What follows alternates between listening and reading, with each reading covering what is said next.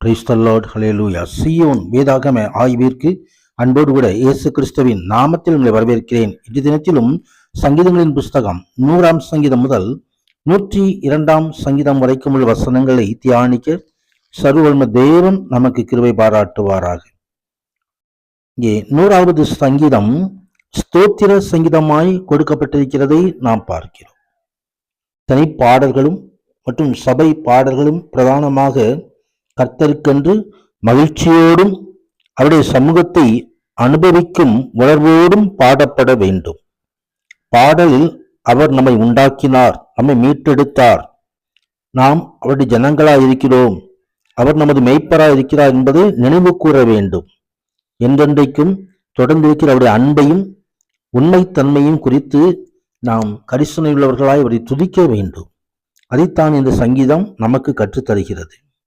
தேவனுடைய சித்தப்படி இஸ்ரவேலின் ராஜா ஆளுகை செய்ய விரும்புகிற ஒரு காரியத்தை குறித்து 101ஆம் சங்கீதம் தாவீதின் சங்கீதம் என்று கொடுக்கப்பட்டிருக்கிறது. இரக்கத்தையும் நியாயத்தையும் குறித்து பாடுவேன், கர்த்தாவே உம்மை கீர்த்தனம் பண்ணுவேன், மேன்மை உண்டாவதாக. ஆம், தேவனுடைய ஆளுகை அது இரக்கத்தையும் நியாயத்தையும் கொண்டு வருகிறது. மேன்மை உண்டாவதாக.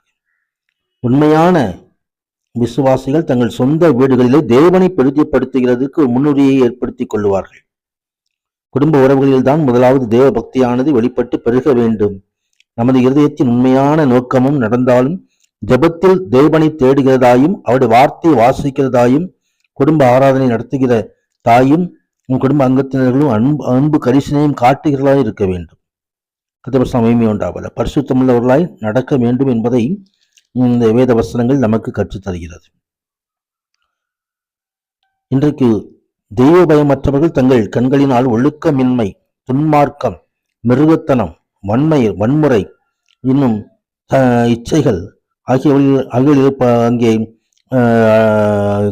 ஈடுபட்டு அங்கே தேவனுக்கு கோபத்தை சினத்தை மூட்டுகிறதை நாம் பார்க்கிறோம்.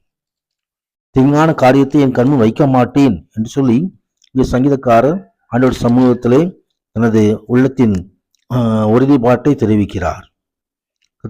மகிமை உண்டாவதாக. அங்கே தேசத்தில் உண்மையானவர்கள் என்னுடைய வாசம் பண்ணும்படி என் கண்கள் அவர்கள் மேல் நோக்கமாயிருக்கும், உத்தமமான வழியில் நடக்கிறவன் என்னை சேவிப்பான் என்று எழுதப்பட்டிருக்கிறது. 102ஆம் சங்கீதம் துயரப்படுகிறவன் துக்கத்தில் மூழ்கி தேவனிடத்தில் தன் வியாகுலத்தை தெரிவிக்கும் ஒரு விண்ணப்பமாய் இந்த சங்கீதம் கொடுக்கப்பட்டிருக்கிறது.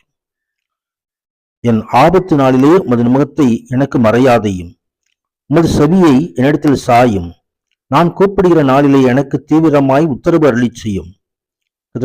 உண்டாகும். வாழ்க்கையில் மிகப்பெரிய ஆபத்து வரும் நேரங்களிலும் இதற்குரிய எல்லா காரியமும் தவறாக போய்கொண்டிருக்கிற போதும் சூழ்நிலைகள் எல்லாம் மாறுவதற்கு ஒரு நம்பிக்கை இல்லாத ஒரு காரியங்கள் ஏற்பட்டு கொண்டிருந்தாலும் ஆண்டவரையே நம்பி ஆண்டவரையே பற்றி கொண்ட இந்த தாவீதை போல, இந்த சங்கீதக்காரனை போல நாமும் கூட தேவ சமூகத்திலே கண்டிப்பாய் தேவன் நமக்கு பதிலளிப்பார் என்ற உணர்வோடு நாம் தேவ சமூகத்தில் காத்திருப்போம். உன்னதரான தேவன் மகிமையான காரியங்களை செய்தருள்வாராக. ஆமீன், ஆமீன்.